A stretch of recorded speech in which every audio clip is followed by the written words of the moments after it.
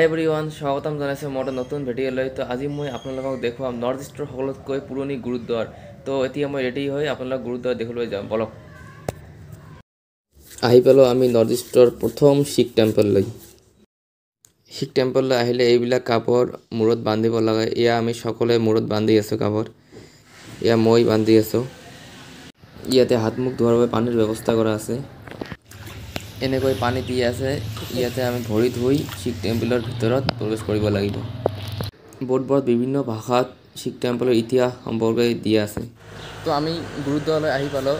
ইফালে চাওক গুৰুদ্বাৰ, আৰু লগত আহিছে মোৰ এয়া আৰিফ, এয়া হৈছে বিজয়। তো গুৰুদ্বাৰটো বহুত ধুনীয়া। গুৰুদ্বাৰৰ ভিতৰত ভিডিঅ' তোলাৰ পাৰ্মিশ্যন নাই, সেইকাৰণে আপোনালোকক দেখুৱাব নোৱাৰিম। তো বাহিৰৰখিনিয়ে চাওক, আৰু বাহিৰত বহুত ধুনীয়া। এতিয়া অলপ এই গুৰুদ্বাৰটিৰ ইতিহাস সম্পৰ্কে কওঁ। মানে কি হৈছে, যেতিয়া শিখ ধৰ্মৰ প্ৰৱৰ্তক গুৰু নানক দেৱজীয়ে গোটেই অসমতে শিখ ধৰ্মৰ প্ৰচাৰৰ বাবে ভ্ৰমণ কৰিছিল, তেতিয়া ধনপুৰ হৈ তেখেতে এই ধুবুৰী জিলাত প্ৰৱেশ কৰি এই গুৰুদ্বাৰত থকা স্থানতে তেখেতে জিৰণি লৈছিল। আৰু শিখ ধৰ্মৰ নৱম শিখ গুৰু টেগ বাহাদুৰ জীয়েও এই পবিত্ৰ স্থানতে তেখেতে আহি জিৰণি লৈছিল। গুৰু নানক দেৱজীৰ পদধূলিৰে পুণ্য হোৱা স্থানসমূহ পৰিদৰ্শন কৰাৰ মানসেৰে গুৰু টেগ বাহাদুৰ জীয়েও এই যাত্ৰা আৰম্ভ কৰিছিল, আৰু ইয়াতে আহি তেখেতেও জিৰণি লৈছিল গুৰু টেগ বাহাদুৰ জী। অসমৰ ধুবুৰী চহৰত অৱস্থিত এইটো হ'ল ঐতিহাসিক শিৱ টেম্পল। তো এতিয়া আমি ধুবুৰী পাৰ্কত আহি পালোঁ। তো ইফালে চাওক পাৰ্কৰ দৃশ্য।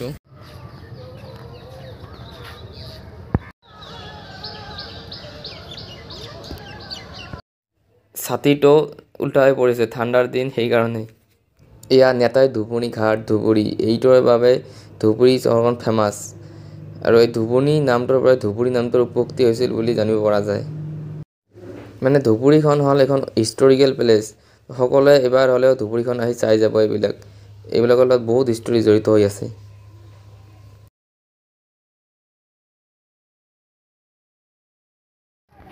ইয়াতে মহান মহান ব্যক্তিৰ প্ৰতিমূৰ্তিও এনেকৈ বনাই থোৱা আছে।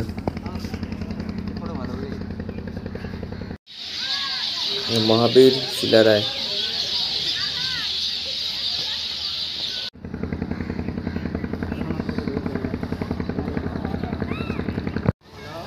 স্বামী বিবেকানন্দৰ প্ৰতিমূৰ্তি। ইয়াতে বাহিৰ হোৱা চিষ্টেমটো অলপ বেলেগ ধৰণৰ। ধুবুৰী পাৰ্কৰ আগফালে আছে এই 5 ফিট দৰগাহ।